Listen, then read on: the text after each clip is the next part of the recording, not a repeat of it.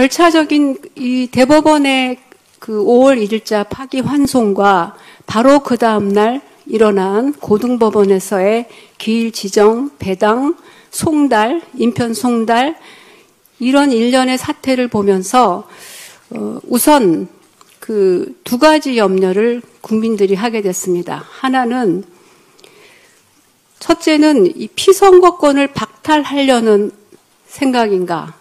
둘째는 이렇게 그 원칙을 지나치게 벗어난 지나친 이례적인 재판 기일 지정을 통해서 법원이 무엇에 종사하고자 하는가 하는 문제제기를 하지 않을 수 없는 겁니다. 대법원장의 그 9일 만에 전원합의체에서 그 생중계를 통해서 그 파기환송한 그것은 내규 관례를 전부 벗어난 겁니다. 그리고 법관의 독립, 또 공정한 재판을 받을 권리,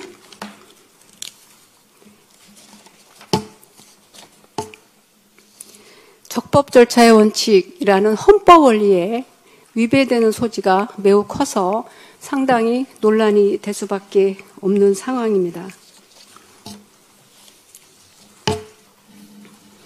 그러면은 이런 이례적인 신속한 재판이 어떤 문제를 불러일으키는가? 첫째, 대법원은 공직선거 사건은 6개월, 1심 6개월, 2심 3개월, 대법원 3개월 기준으로 빠르게 처리한다고 지침을 갖고 있다고 얘기하시는데 이 빠른 신속 처리가 필요한 이유는 법 제도의 취지상 당선된 사람이 공직을 장기간 수행할 경우를 예방하기 위해서 빠른 사법 절차를 진행하라는 취지이지 패배한 그 선거의 당사자한테까지 적용한다는 것이 명분이 별로 없고요.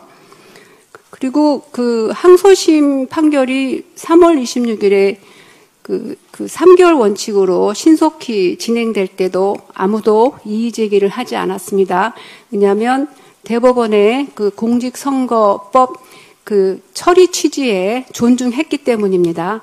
그러면은 대법원은 6월 26일까지 또 처리하겠거니 하는 그 법적 안정성과 그 절차에 대한 신뢰가 생기는 것이죠. 그런데 이것을 9일 만에 전원합의체 판결로 뒤집고 더군다나 무죄의 원심 판결을 파기환송하는 것은 비단 이재명 후보만의 그 불이익의 문제가 아닙니다.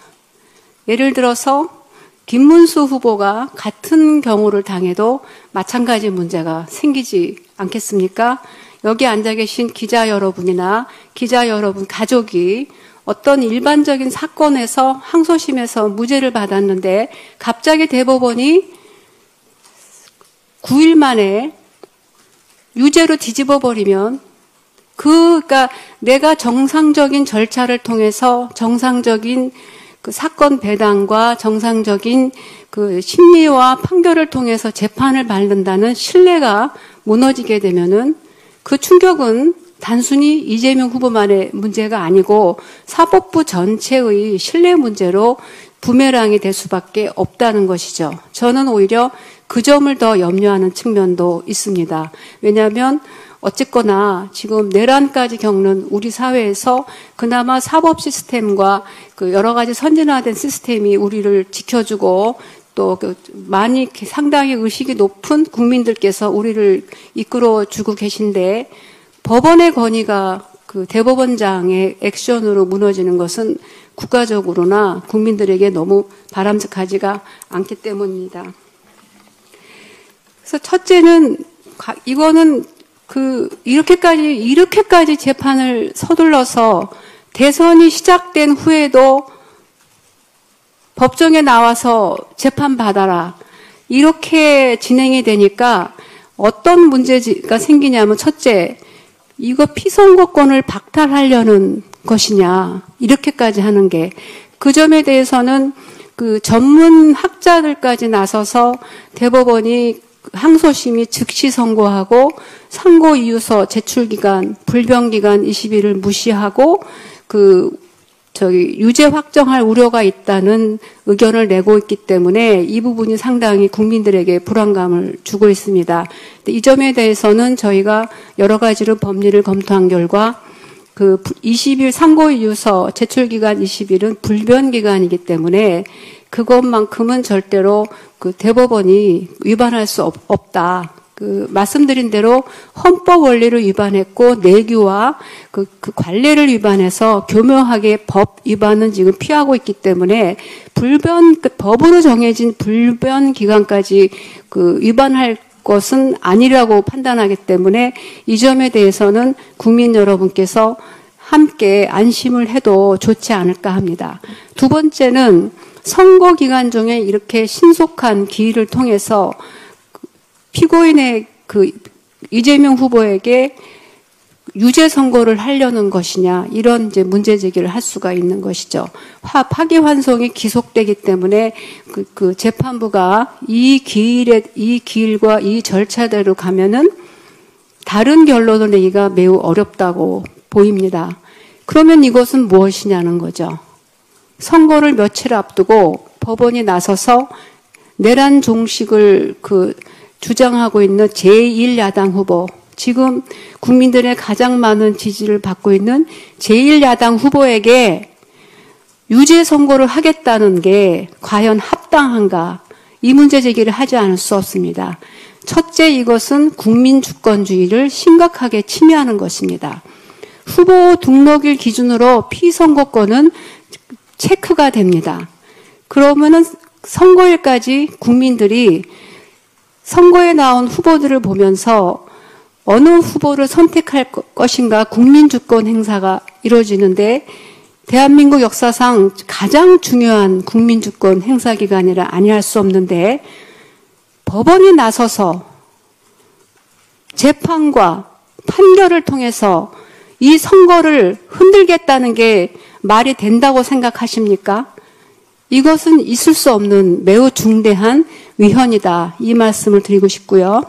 두 번째로는 헌법 116조가 선거운동의 기회를 공정하게 보장하고 있습니다. 이렇게 중차대한 선거에서 제1야당 후보를 법정으로 불러들이고 심지어는 유죄 선고의 움직임까지 보인다면 선거일까지 계속 불안과 우리 후보가 어떻게 될 것인가. 그러니까 선택하는 국민들의 선택권에 상당히 불안한 영향을 주는 것이고요. 그리고 선거운동에서 공정한 기회를 가져야 되는 헌법 116조 위반이 되는 것이죠.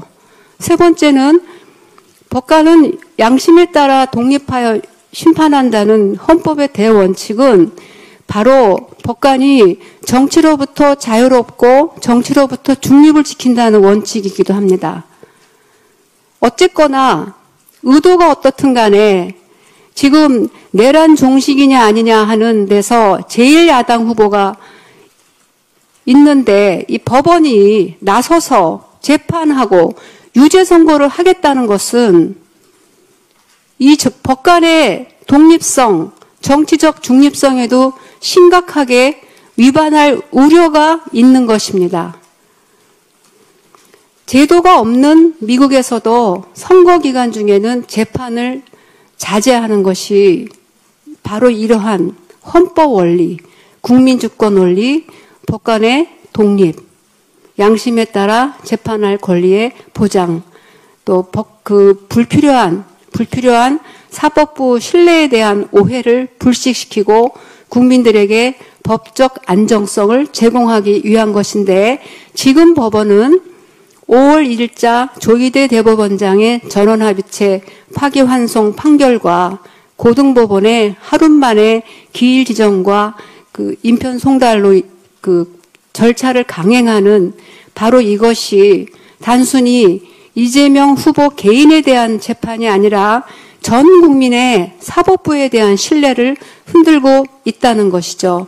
이렇게 지나치게 이례적이고 사법사상 없는 이런 과잉 신속한 재판은 이재명 후보뿐 아니라 그 어느 국민에게도 일어나서는 안 되는 일인 것입니다.